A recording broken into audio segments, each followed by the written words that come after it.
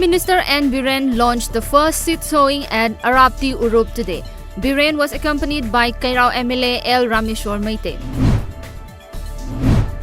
A 4-day seat sowing festival of Tangkul community Luira Fani 2020 is underway at Riha village of Fungyar under Ukhrul district.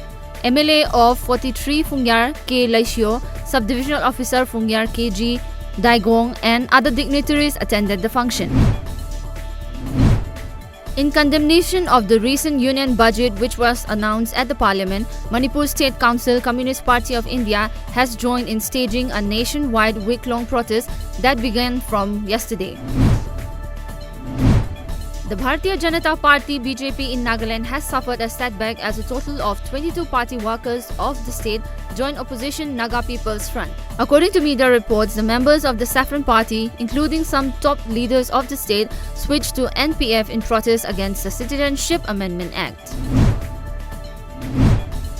CPIM leader and former Minister Badal Chowdhury demanded an increase in the wages of convicted prisoners in Tripura.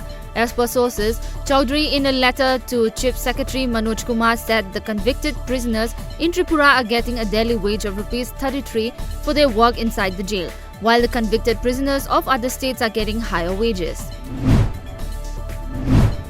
Indian consumers are again burdened with a steep rise of Rs 144.5 per cooking gas cylinders yesterday. The hike in LPG prices has been affected due to spurt in benchmark global rate of the fuel. However, the government almost doubled the subsidy it provides on the fuel to keep per cylinder outgo almost unchanged.